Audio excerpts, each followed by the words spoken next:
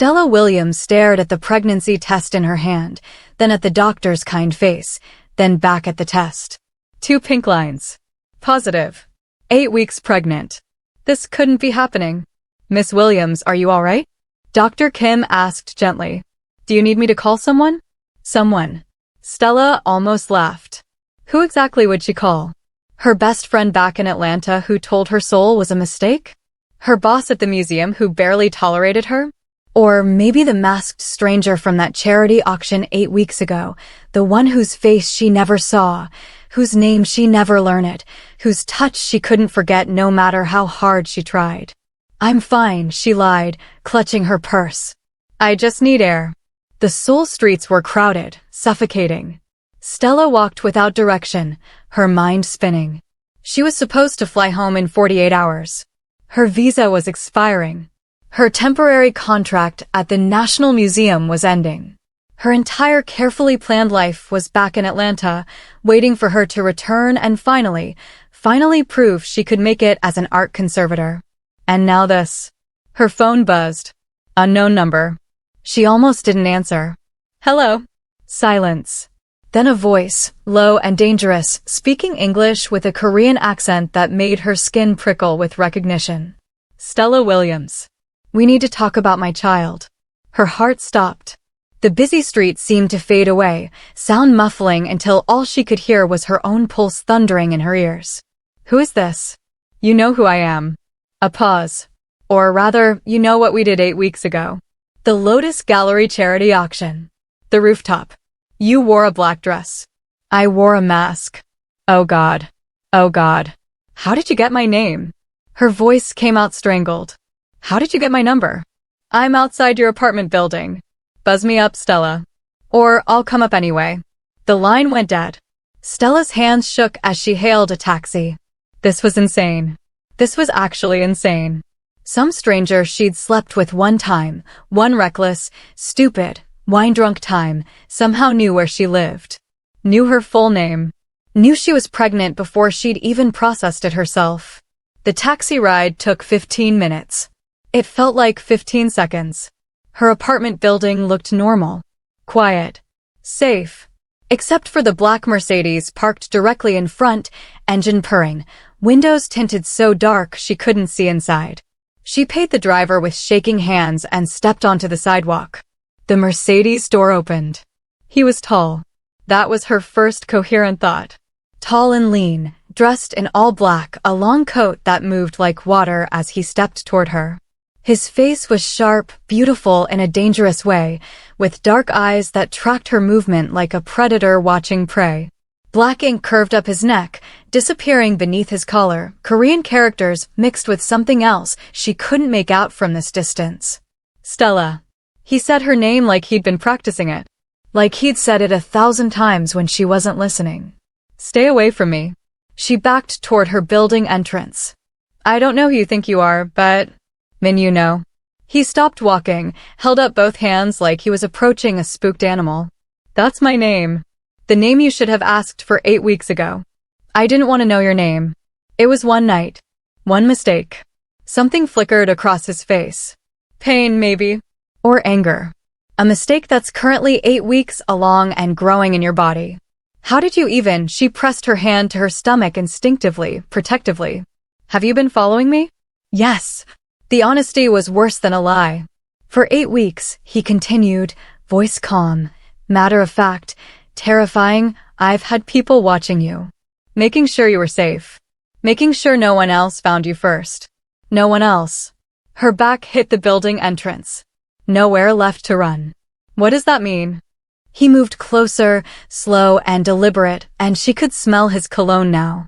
Something expensive, cedar and bergamot and danger. It means you're in trouble, Stella. It means that night at the auction, when you crashed into me on the rooftop and helped me when I was bleeding, when you kissed me like the world was ending, you accidentally saved the life of Seoul's most wanted man. Her chest tightened. You're lying. I wish I was. He pulled out his phone, pulled up photos, and held the screen toward her. Stella's blood turned to ice. Photo after photo of her. Walking to the museum. Getting coffee at the cafe in Itaewon. laughing with her coworker Hannah outside the conservation lab. And in every single photo, there was a red circle around someone in the background. Different faces. Different locations. Same threatening presence. Who are they? She whispered. People who want to hurt me.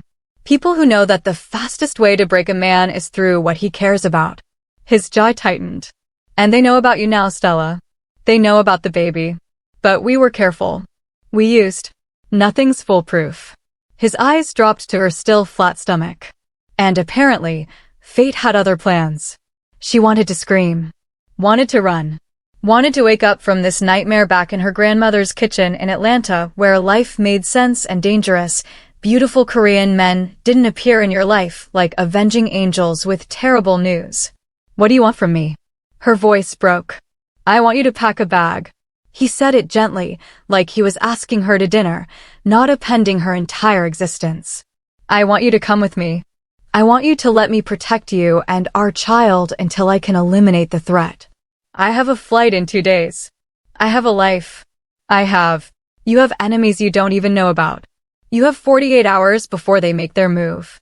You have my baby inside you, which makes you mine now whether you like it or not. He stepped closer until she could feel the heat radiating off him. So you can come willingly or I can carry you. But either way, Stella Williams, you're not getting on that plane to Atlanta. The way he said it, calm and absolute, made her believe him. This is kidnapping, she said weakly. This is survival. His hand came up and she flinched, but he just tucked a loose braid behind her ear, the gesture so gentle it made her want to cry. I know you're scared. I know you hate me right now. But I need you to trust me long enough to keep you alive. I don't even know you. You knew me well enough 8 weeks ago. His thumb brushed her cheekbone. You knew me when you bandaged my side on that rooftop. When you told me I was an idiot for getting in a fight at a charity auction. When you kissed me and made me forget, just for a few hours, what kind of monster I am. Stella's breath caught. She remembered that night in fragments. Wine and starlight and the feeling of falling. A man in a mask, bleeding, desperate. Her hands gentle on his wound. His mouth hot against hers. The hotel room that came after, all heat and need and the strange, impossible feeling that she'd known him forever. I need time, she whispered. I need to think. You don't have time. His phone buzzed. He glanced at it and cursed in Korean. They're moving faster than I thought. What does that mean? He grabbed her hand, and electricity shot up her arm. It means we're leaving. Now. I need my passport. My clothes. I'll buy you new clothes. Your passport is already in my car. She yanked her hand back. You broke into my apartment? I had your landlord let my people in this morning. No apology. No shame. Everything you need is packed. Everything else can be replaced. Before she could respond, before she could scream or run or process any of this insanity, a black van screeched around the corner. Yunoa's entire body went rigid. He pushed her behind him in one fluid movement, his hand going to something beneath his coat. A gun. He had a gun. Get in the car, he said, voice deadly calm. Get in the car right now, Stella. The van doors opened. 3 men stepped out, and even Stella, who knew nothing about this world, could tell they weren't here to talk. Move. Yuno shoved her toward the Mercedes. His driver was already opening the back door. Stella ran. Her art conservator brain screamed that this was wrong, that she should call the police, that getting in the car with a mafia boss was certifiably insane. But her survival brain, the one that had kept her alive through foster care and poverty and 1,000 small dangers, that brain said, trust him. Live. Figure out the rest later. She dove into the Mercedes. Yuno slid in beside her, slammed the door, and the car was moving before she could blink. Behind them, shouting. A gunshot that made her scream. Yunoa's arm wrapped around her, pulling her down, covering her body with his as the back window shattered. Drive, he barked at the driver in Korean. The car accelerated, weaving through Seoul traffic like they were in an action movie, and Stella couldn't breathe, couldn't think, could only feel Yunoa's heart pounding against her back and his hand protective over her stomach. Are you hurt? His voice was rough in her ear. Stella, are you hurt? No. I don't. What just happened? They tried to take you. He didn't move, kept her sheltered beneath him even as the car straightened out, even as they left the chaos behind. They're not trying anymore. She twisted to look at him. His face was inches from hers, dark eyes blazing with something between fury and fear. If you want to hate me, he said quietly, hate me. Curse me. Blame me for every terrible thing that's about to happen. But understand this. You're mine now. That baby is mine. And I will burn Seoul to the ground before I let anyone touch either of you. And despite every logical thought in her head, despite the terror and confusion and absolute insanity of this moment, Stella felt something crack open in her chest. Something that felt dangerously like hope. If this beginning has your heart racing, hit that subscribe button because this story is about to get so much more intense. Drop a comment right now telling me, would you get in that car? Or would you run? The penthouse wasn't what Stella expected. She'd imagined cold marble and sterile white walls, the kind of soulless luxury that screamed money but whispered nothing about the person who lived there. Instead, warm light spilled across dark hardwood floors. Floor-to-ceiling windows overlooked the glittering Seoul skyline, gnomes and tower piercing the night like a guardian. And everywhere, art. Real art. Paintings she recognized from her conservation studies, sculptures that belonged in museums, and in the corner, something that made her breath catch. A half-finished canvas.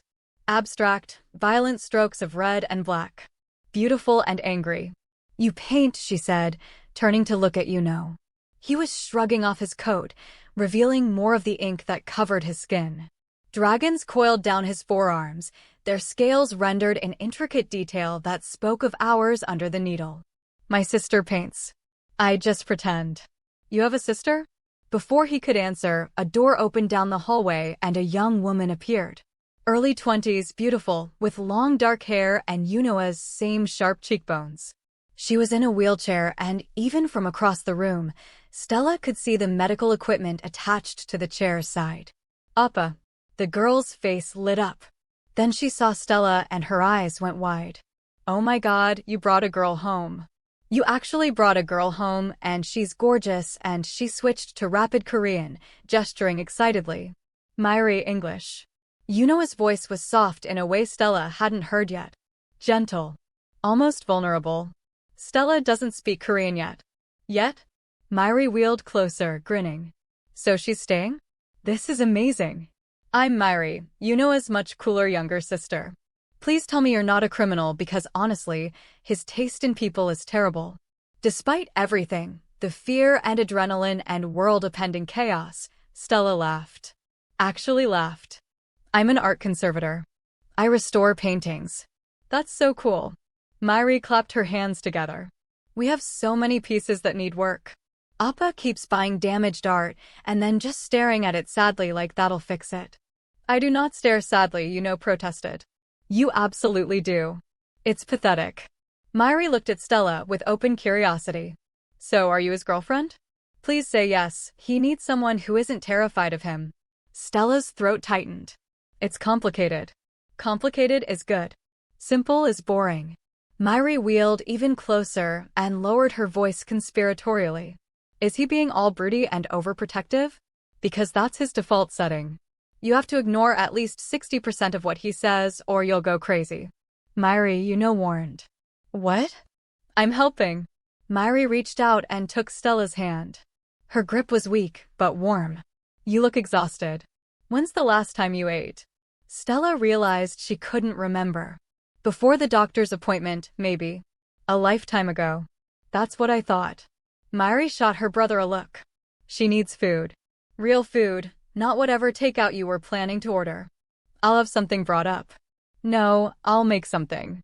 Myri started toward the kitchen. I'm not completely useless despite what my body thinks. You're supposed to rest, Yuno said, and the concern in his voice was so raw it hurt to hear. I'm supposed to live. Myri's smile was sad. Let me do that, Appa. Please. He nodded, and Stella watched something pass between them. Understanding, maybe. Or acceptance of something terrible neither wanted to say out loud. When Myri disappeared into the kitchen, Stella finally let herself ask. What's wrong with her? Congenital heart condition. Moved to the window, stared out at Seoul like he was memorizing it. She's been on the transplant list for 3 years. Every time we get close, something falls through. I'm sorry. Don't be sorry. His jaw tightened. Just understand that she's the only good thing in my life. The only pure thing. And if anyone ever threatened her the way they're threatening you, he stopped, hands clenching into fists. There wouldn't be enough pieces left to identify the bodies. Stella believed him. They ate in the dining room, Myri's homemade kimchi jjigae warming Stella from the inside out. The younger woman talked constantly, filling the silence with questions about Atlanta and art restoration and whether Stella had tried Korean fried chicken yet. It was normal. Blessedly, impossibly normal. Until Myri's phone buzzed and she checked it, her expression falling. I need to go back to the hospital, she said quietly. Just for monitoring. Nothing serious. I'll take you. Was already standing. No, Taemin is downstairs. You stay with Stella. Make sure she's comfortable. Myri wheeled over to Stella and squeezed her hand. It was really nice meeting you. I hope you stay. Appa needs someone who can make him smile, and you already did that twice tonight. I didn't smile, said. You did. You're just too emotionally constipated to notice. Myri winked at Stella. Take care of him, okay? He acts all tough and scary, but really he's just a giant softie who cries at sad movies. I do not cry at movies. Coco. You sobbed. That movie is emotional manipulation and you know it. Stella watched them bicker, warmth spreading through her chest. This was his real life. Not the guns and danger and men trying to kidnap her off the street. This. A brother who loved his sister enough to argue about animated movies. After Myri left, the penthouse felt too quiet. Stella stood by the window, looking out at the city lights, trying to process everything. 8 hours ago, she'd been worried about packing her suitcase correctly. Now she was in a mafia boss's penthouse, pregnant with his child, hiding from people who wanted to kill her. You should hate me. Yuno's voice came from behind her. Close, but not touching. You should be screaming, demanding I take you to the embassy, threatening to call the police. Would you let me? Silence. No, he finally said. I wouldn't. Because they can't protect you. No one can protect you except me. She turned to face him. In the low light, he looked younger. Tired. The dangerous mafia boss facade cracking to show the man underneath. Tell me about that night, she said. The truth. All of it. He moved to the bar cart, poured himself whiskey, then seemed to remember the baby and set it down untouched. Someone tried to poison me at the auction. One of my business rivals, I still don't know which one. I felt it hit my system, got to the bathroom before it could do real damage, made myself purge it. Stella remembered finding him on the rooftop, leaning against the railing, blood on his shirt. But I'd been cut earlier that day, he continued. Different attack, different enemy. Occupational hazard. The wound reopened when I was sick. I was trying to stop the bleeding when you appeared. You told me you fell. I lied. His smile was bitter. I lie a lot, Stella. It's part of the job description. And when I helped you, when I used my scarf as a bandage, I thought you were sent to finish me off. Some kind of elaborate trap. He looked at her, and the vulnerability in his eyes was startling. But you just kept talking. Scolding me for being reckless. Telling me about art restoration techniques like stopping someone's bleeding was the same as fixing a damaged painting. And I realized you had no idea who I was. You just saw someone who needed help. So you kissed me. So I kissed you, he agreed. And you kissed me back. And for the first time in 10 years, I felt like a person instead of a weapon. Stella's chest tightened. The hotel room was the best mistake I've ever made. He crossed to her slowly, giving her time to move away. She didn't. I told myself I'd find you the next day. Get your name, your number. See if that feeling was real or just adrenaline and proximity to death. But when I woke up, you were gone. No note, no trace. And I convinced myself it was better that way. That you were safer not knowing who I was. His hand came up, hovering near her face, but not quite touching. Then 3 weeks ago, one of my men saw you at the museum. Ran your face through recognition software.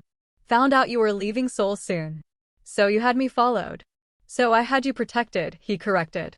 Because I couldn't stop thinking about you. And I knew my enemies would use that against me if they found out. And they found out. They always do. His thumb finally made contact, brushing away a tear she didn't realize had fallen. I'm sorry, Stella. I'm sorry you got dragged into my world. But I'm not sorry about the baby. I'm not sorry I found you again. She should push him away. Should demand he take her to the airport right now, tonight. Consequences be damned. Instead, she asked, what happens now? Now you stay here. Under guard, under my protection. His hand slid to cup her face. Now I figure out which of my many enemies is bold enough to come after you. And now, his phone buzzed. Then again. Urgent, insistent. He checked it and his expression went from soft to lethal in a heartbeat. What? Stella's stomach dropped. Your apartment. His voice was careful, controlled in a way that terrified her. There was a fire 30 minutes ago. Someone said it deliberately. The room tilted. What? Everything's gone, Stella. They made sure of it. He gripped her shoulders, steadying her. They're sending a message. There's no life to go back to. No escape. They want you to know you're trapped here now. She couldn't breathe. Her clothes, her research notes, her grandmother's Bible that she'd brought from Atlanta, the only thing she had left of her. Gone. Turned to ash by someone who wanted to erase her entire existence. Who did this? The words came out broken. I don't know yet. The promise in his voice was dark and absolute. But I will find out. And when I do, his hands gentled on her face, thumbs wiping away her tears. No one threatens what's mine and lives to talk about it. I'm not yours, she whispered, but it sounded like a lie even to her own ears. Yes, he said softly, you are. You have been since the moment you crashed into my life and refused to let me bleed out on a rooftop. You just didn't know it yet. And God help her, standing in his penthouse with enemies circling and her entire life turned to ash, Stella realized he might be right. She swayed on her feet, exhaustion and shock finally catching up. Caught her, lifted her like she weighed nothing. You need rest. Real rest. I can walk. I know. Let me carry you anyway. He took her to a bedroom that was clearly meant for her. Her suitcase from the apartment was already there, unpacked, her clothes hanging in the closet like she'd lived here for months instead of hours. Sleep, he said, setting her gently on the bed. I'll be right across the hall if you need anything. You know? He paused in the doorway. Thank you, she said quietly, for saving me today. Even if this is all insane and wrong and probably going to get us both killed. Thank you. Something raw crossed his face. You don't have to thank me for protecting my family, Stella. That's just what I do. My family. The words echoed in her head long after he left. She was his family now. Whether she wanted to be or not. And the terrifying part? Somewhere between the gunshots and the car chase and meeting his dying sister, she'd started to want it. If you're as hooked as I am, don't forget to like this video. And comment below, what would you have done in Stella's position? Would you trust him? Stella woke to the smell of coffee and something sweet. For a moment, she forgot where she was. Then memory crashed back. Seoul. Pregnant. Mafia boss. Apartment burned. Life destroyed. She sat up, one hand instinctively going to her stomach. Still flat. Still barely real. A soft knock on the door. Come in, she called, expecting Instead, a woman in her 50s entered, carrying a breakfast tray. She smiled warmly and said something in Korean that Stella didn't understand. I'm sorry, I don't. The woman seemed to understand. She set the tray down, pointed to herself. Mrs. Lim. Then pointed to the food and made eating motions. Stella couldn't help but smile. Thank you. Gomuo. Mrs. Lim's face lit up at the Korean word. She patted Stella's hand gently, said something else that sounded encouraging, and left.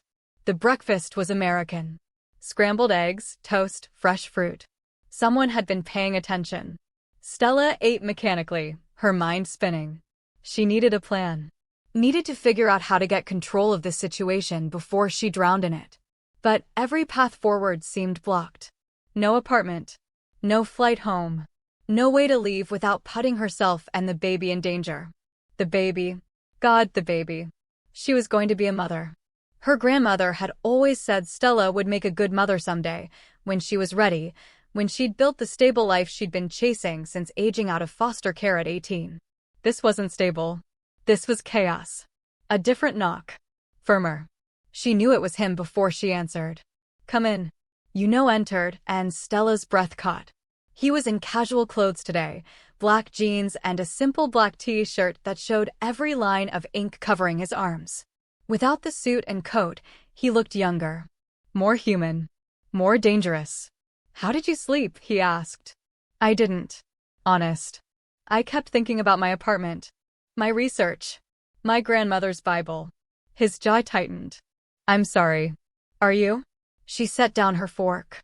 Or is this convenient for you? Now I have nowhere to run. If I wanted you trapped, there are easier ways. He moved closer, leaning against the dresser. I want you alive, Stella. Everything else is secondary. Who did it? Do you know yet? I have suspicions. His phone buzzed. He glanced at it and frowned. I need to handle some business today. You'll stay here with Mrs. Lim and 2 guards outside the penthouse. I'm not a prisoner. No, you're under protection. There's a difference. Is there? She stood, facing him. Because from where I'm standing, it looks the same. He crossed the room in 3 strides, crowding into her space. Not threatening, but intense. You want to leave? Fine. Go. Walk out that door right now. See how long you last before they find you. You're trying to scare me. I'm trying to keep you alive. His hand came up, cupping her face with surprising gentleness. I know this isn't what you wanted. I know I'm not what you wanted. But I need you to understand something. That baby you're carrying?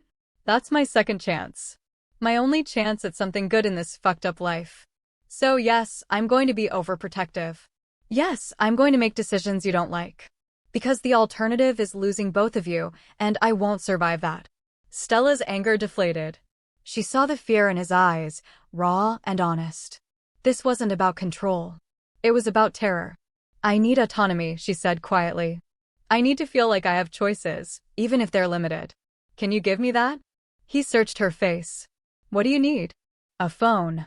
My own phone, not one you've bugged or tracked. Done. But I'm putting my head of security's number in it. 1 button press, and he gets you out of any situation. Access to the internet. Email. I need to contact my boss at the museum, explain why I'm not coming back. Tell them it's a family emergency. I'll have my lawyer handle the contract termination. And she hesitated. I want to learn Korean. Really learn it. Not just survival phrases. If I'm going to be stuck in this world, I need to understand what people are saying. Something softened in his expression. I'll arrange a tutor. Best in Seoul. Thank you. They stood there, inches apart, the air between them charged with something neither wanted to name. I need to tell you something, said finally. About why I'm so certain you're in danger. I'm listening. There are 3 major syndicates in Seoul. Mine, which focuses on art acquisition and protection services. Then there's the Choi family, old money, traditional. We've had an uneasy truce for years. He paused. And then there's Kong Enterprises. Run by a man named Kong Sungmin. He's new, aggressive, and he's been trying to take over my territory for the past year. And you think he's behind the attacks? I know he is. We intercepted communications yesterday. He's the one who ordered your apartment burned. He's the one who sent those men to grab you off the street. Yunoa's jaw tightened. He found out about you through someone in my organization. Someone I trusted. Betrayal. The word hung in the air. Do you know who? Not yet. But I will. The promise in his voice made her shiver. And when I do, they'll regret ever breathing your name. His phone buzzed again. Insistent. He cursed under his breath. I have to go, he said. Meeting I can't postpone. But Stella, he caught her hand. Don't leave this penthouse. Please. Not until I get back. I won't. He nodded, started to leave, then turned back. Before she could process what was happening, his lips were on her forehead, gentle and brief. Be safe, he murmured against her skin. Then he was gone, and Stella was left standing there, hand pressed to where he'd kissed her, wondering when exactly she'd stopped being terrified of him and started being terrified for him. The day passed slowly. Mrs. Lim brought lunch. Stella tried to read on the tablet had left for her, but couldn't focus. By evening, she was restless, pacing the penthouse like a caged animal. She found herself drawn to the half-finished painting in the corner. Up close, she could see the technique was actually quite good. Raw, emotional, but skilled. That's mine. Stella spun. Myri was there, wheeling herself into the room. She looked tired, dark circles under her eyes, but she smiled. You paint this? Stella asked. Trying to. It's harder now. My hands shake. Myri moved closer. Do you really restore art? Like, fix damaged paintings? That's what I do. Or did, I guess. Could you teach me? Myri's eyes lit up. Some techniques? I want to finish this before she stopped. I just want to finish it. Before she runs out of time. The unspoken words hung heavy. I'd love to teach you, Stella said softly. They spent the next 2 hours talking about art. Myri was brilliant, her understanding of color theory and composition instinctive. She showed Stella more of her work, canvases stacked in her room, each one more beautiful and heartbreaking than the last. These should be in galleries, Stella said, holding up a piece that took her breath away. Appa keeps saying that. But I'm not ready. Myri smiled sadly. I want to get better first. Have more time. Myri. I know I'm dying. The younger woman said it matter-of-factly. The doctors give me 6 months, maybe 8 if I'm lucky. The transplant list is long, and I keep getting bumped down because I'm not critical enough yet. She laughed bitterly. Funny how that works. Not sick enough to save, too sick to live normally. Stella's throat tightened. I'm sorry. Don't be. I've made peace with it. Myri reached out and took her hand. But hasn't. He thinks if he just tries hard enough, pays enough money, threatens enough people, he can fix me. And he can't. Nobody can. He loves you very much. I know. That's why I need you to promise me something. Myri's grip tightened. When I'm gone, take care of him. Don't let him drown in the darkness. He's not as strong as he pretends to be. Myri, you're not. Promise me, Stella. Please. Looking into those desperate, knowing eyes, Stella couldn't refuse. I promise.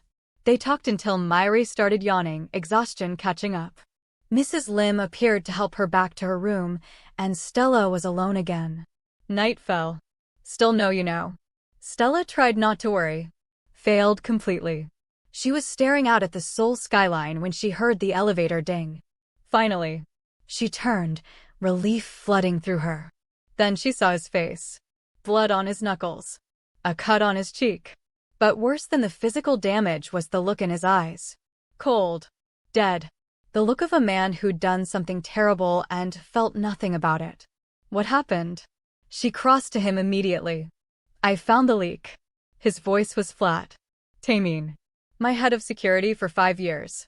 He's been feeding information to Sungmin for money. His daughter needed surgery, and I didn't know, and Sungmin paid. You know. He told Sungmin about you. About the baby. About your apartment address, your schedule, everything. He looked at his bloodied hands like they belonged to someone else. I should have seen it. Should have known. What did you do to him? What needed to be done? He met her eyes, and she saw the monster he'd warned her about. He endangered you. He endangered our child. There are consequences for that. Stella should have been horrified. Should have run screaming. Instead, she took his hands and led him to the bathroom. Sit, she said quietly. He obeyed, watching her with those dead eyes as she ran warm water, found a first aid kit, began cleaning his knuckles with gentle efficiency. You should be afraid of me, he said. I know. I just killed a man, Stella. Slowly. Painfully. I know. She dabbed antiseptic on the cut on his cheek. He didn't flinch. Did he suffer? Yes. Good. The word surprised her. She'd never been a violent person. But the thought of someone deliberately putting her baby in danger, someone betraying this man who was trying so hard to protect them, it made something dark unfurl in her chest. He deserved it. Yuno's hand came up, catching her wrist. What are you saying? I'm saying I understand. I'm saying I don't blame you. She cupped his face, forced him to look at her. I'm saying you don't have to pretend with me. I see who you are, and I'm still here.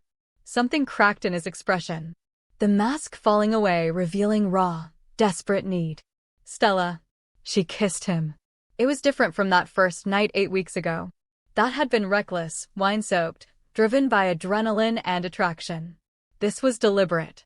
A choice. An acceptance of everything he was and everything they were becoming.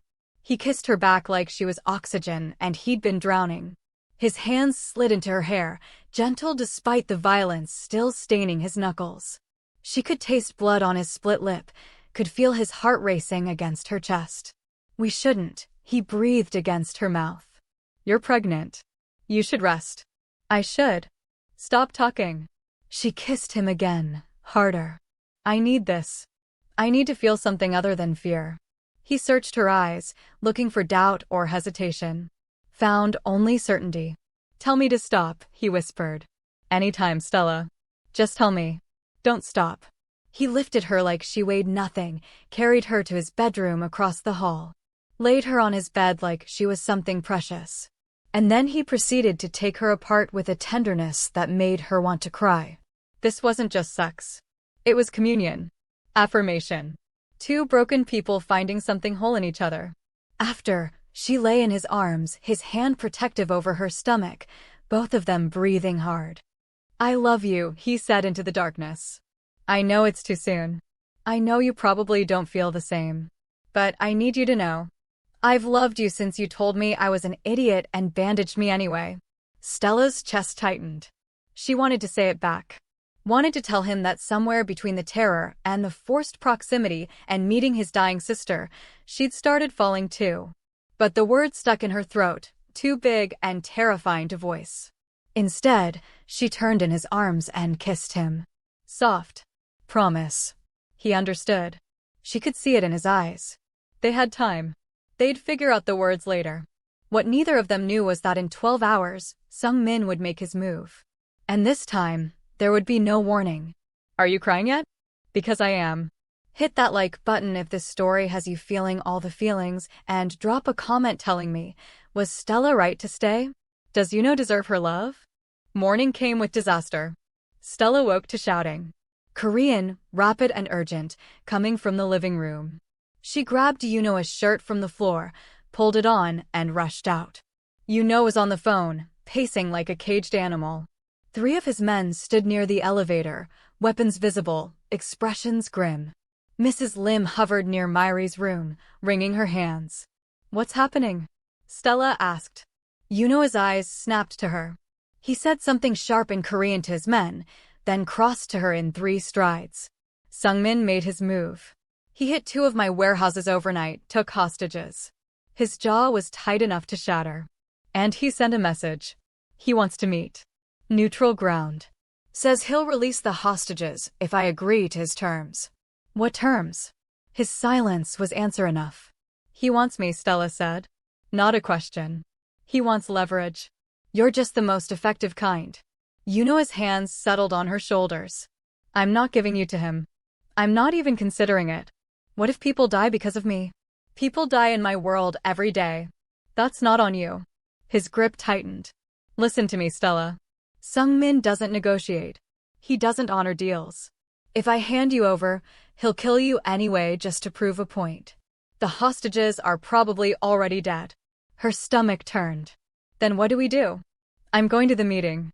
I'm going to end this. He pulled out a phone, pressed it into her hands. But you're staying here with my best security team. If anything goes wrong, if you even think something's wrong, you press the red button. It'll send an alert and get you to a safe house. I don't want to run. I want to stay with you. No. The word was absolute. You and the baby are the only good things I have left in this world. I won't risk you. And what about risking yourself? Her voice cracked. You think I want to be safe while you walk into a trap? Something softened in his face. He cupped her cheek, thumb brushing away tears she didn't realize were falling. I've been walking into traps my whole life, sweetheart. This is just another Tuesday. Don't joke. Not about this. I'm not joking. I'm promising. He kissed her forehead, I will come back to you. Both of you. I swear it. Behind them, one of his men called out something urgent in Korean. I have to go. Started toward the elevator, then stopped. Turned back. Stella. Yeah. I meant what I said last night. I love you. Remember that. Then he was gone, the elevator doors closing on his face, and Stella was left standing there with her heart in her throat. The hours that followed were torture. Mrs. Lim tried to keep her busy with food, with tea, with gentle distractions. Myri appeared, pale but trying to smile. He'll be okay, the younger woman said. Appa always comes back. You don't know that. I do. Because he has something to come back for now. Myri took her hand. You and the baby. That's his reason. Stella wanted to believe her. Tried to believe her. But the hours stretched on and her phone stayed silent, and the fear in her chest grew teeth. It was almost noon when everything went wrong. The power cut out. Emergency lights kicked in, bathing everything in red. One of the guards shouted something. Then gunfire. Sharp, sudden, terrifying. Mrs. Lim grabbed Stella's arm, pulling her toward Myri's room. The younger woman was already moving, wheeling herself fast despite the tremor in her hands. They made it into the bedroom. Mrs. Lim locked the door, pushed furniture against it. More gunfire. Closer now. The panic room, Myri gasped. Behind the bookshelf. Mrs. Lim was already moving, pressing something that made the bookshelf swing open, revealing a reinforced door. They got inside just as something heavy slammed against the bedroom door. The panic room was small but well-stocked. Water, food, medical supplies.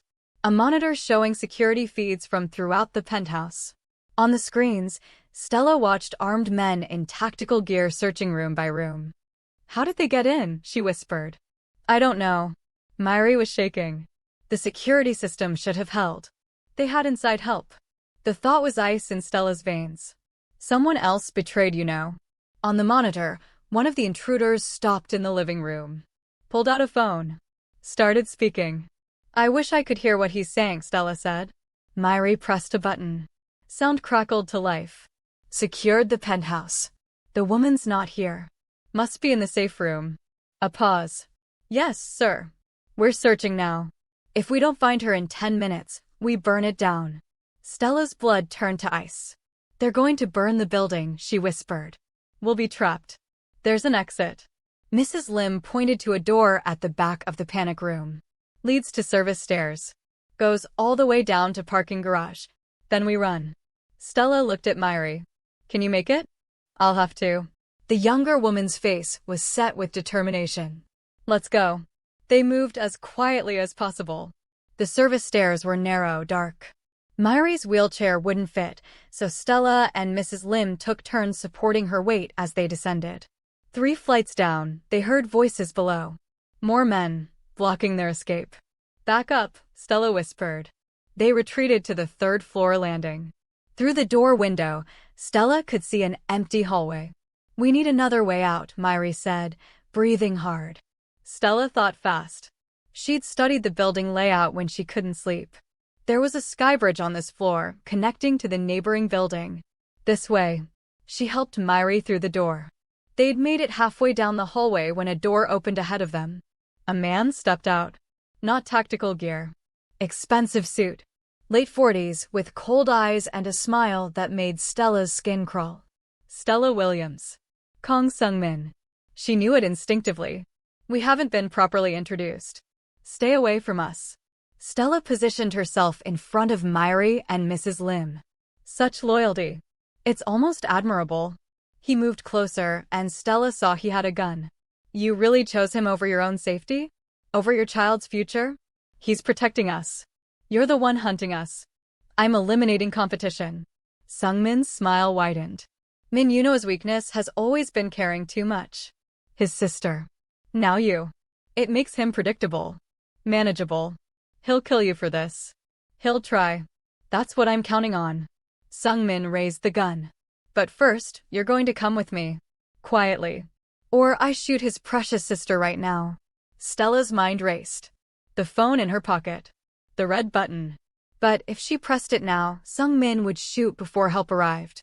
Okay, she said, hands up. Okay, I'll come. Just don't hurt them. Stella, no, Myri started. It's okay. Stella met the younger woman's eyes, tried to communicate everything she couldn't say. It's going to be okay. Sungmin grabbed her arm, gun pressed to her side. Started walking her back toward the elevators. They were halfway there when the lights came back on. And stepped out of the elevator. His clothes were torn. Blood on his face, his hands. He looked like he'd fought through hell to get here. His eyes found Stella. Then Sungmin. Then the gun. Let her go. His voice was death itself. I don't think so. Sungmin pressed the gun harder into Stella's ribs. You're going to walk away, Min. You're going to let me take her. Or I shoot her and your child right here. If you pull that trigger, you die 1 second later. And it won't be quick. Then we both lose. They stood frozen. Standoff. Stella could feel Sungmin's finger tightening on the trigger. Time slowed. She remembered her grandmother's voice. When you got nothing left to lose, baby, that's when you're most dangerous. Stella slammed her elbow back into Sungmin's ribs with everything she had. He gasped, grip loosening for just a second. It was enough. Moved like lightning. Crossed the distance, grabbed the gun, twisted it away. The weapon clattered to the floor. What happened next was brutal and efficient. His fist connected with Sungmin's face once, twice. The man crumpled. Then was on him, knee on his chest, hands around his throat. You threatened my family. Each word was punctuated with pressure. You came into my home. You touched what's mine. Stella's voice cut through his rage. Don't. He looked at her, eyes wild, barely human. Don't kill him, she said. Not because Sungmin deserved mercy, but because she could see what it would cost to cross that line with her watching. Call the police. Let them handle it. The police can't. Yes, they can. You have evidence, right? Of everything he's done. She moved closer. You told me you wanted to be better. For me. For the baby. This is how you start. Something in her words reached him. The rage in his eyes cleared slightly. He pulled out his phone, made a call. His men appeared moments later, hauling Sungmin away. Police sirens wailed in the distance. Then was standing, crossing to her, hands gentle on her face. Are you hurt? Did he? I'm fine. We're fine. She pressed his hand to her stomach. All of us. He pulled her into his arms, held her so tight she could barely breathe. She felt him shaking, felt the fear finally catching up now that the danger had passed. I thought I lost you, he whispered into her hair. I thought. You didn't. I'm here. I'm okay. Behind them, Myri called out weakly. Released Stella immediately, rushing to his sister. She'd collapsed against the wall, exhaustion and stress overwhelming her failing heart. Hospital, he barked. Now. The next hours were a blur. Ambulances, hospitals, police statements. Stella sat in a waiting room while doctors worked on Myri, while paced like a caged animal, while Mrs. Lim prayed quietly. It was almost midnight when the doctor finally appeared. She's stable, he said in English for Stella's benefit. But barely. The stress today pushed her too far. I'm moving her to the top of the transplant list. If a heart doesn't come soon, he didn't finish. Didn't have to. His face was stone, but Stella saw his hands shaking. She took one, laced their fingers together. She's strong. She'll hold on. You don't know that. I do. She promised to teach me more painting techniques. She doesn't break promises. He almost smiled. Almost. 2 weeks passed. Sungmin was arrested, his organization dismantled. Evidence of corruption reached so high up the political chain that it made international news. Started the process of legitimizing his businesses. Real galleries, real art acquisitions, no more shadow dealings. And then, in the middle of the night, the call came. They had a heart. For Myri. The surgery took 12 hours. Stella sat with in the waiting room, his head in her lap, her fingers running through his hair. She's going to make it, Stella whispered. She has to. I need her to be this baby's aunt. You really think we can do this? Asked. Build a normal life after everything? Normal's overrated. She smiled. But happy? Yeah, I think we can do happy. When the surgeon finally appeared, smiling, saying the transplant was successful, cried. Actually cried, his face in Stella's shoulder, relief and joy and overwhelming emotion finally breaking through. 3 months later, Stella stood in front of a mirror, adjusting her dress. Not white. She'd chosen deep blue, the color of the ocean at night. Beautiful and unexpected. Myri wheeled up beside her, glowing with health and happiness. You look beautiful, the younger woman said. I look pregnant. You look beautiful and pregnant. There's a difference. Myri grinned. My nephew's already making his presence known. They'd found out last week. A boy. Stella had cried. Had looked terrified and thrilled in equal measure. The wedding was small. Just Myri, Mrs. Lim, a handful of Yuno's trusted people who'd become her friends. No press, no spectacle. Just two people who'd found each other in the darkness, choosing to walk into the light together. Waited at the end of the aisle in a traditional Korean hanbok. When he saw her, his face transformed. Pure love, pure joy. Stella walked toward him, toward their future, toward everything she'd never known she wanted until it crashed into her life and refused to let go. Their vows were simple. I promise to choose you, she said. Every day. Even when it's hard. Especially when it's hard. I promise to be worthy of that choice, he replied. To be the man you see in me. The father our son deserves. When they kissed, Myri cheered. Mrs. Lim cried. And Stella felt, for the first time since her grandmother died, like she was finally home. 6 months later, in the early morning hours, their son was born. They named him Elijah Minjae. Strength and wisdom in 2 languages. Stella watched hold their son for the first time, this dangerous man rendered helpless by 7 pounds of baby, and she knew. This was it. This was everything. Thank you, whispered, tears streaming down his face. Thank you for crashing into my life. For saving me in more ways than one. For giving me this. We saved each other, Stella said. That's how the best love stories work. And in that hospital room, surrounded by family chosen and born, they began their next chapter. Together. If this story wrecked you in the best way possible, don't just like this video, smash that like button. Drop a comment telling me your favorite moment. Was it the panic room escape? The wedding? That first moment held his son? And subscribe, because I have so many more stories that will make you feel every single emotion. Hit that notification bell so you never miss when I drop the next heart-stopping romance. Thank you for coming on this journey with Stella and Now go binge my other stories because once you start, you can't stop. I'll see you in the next one.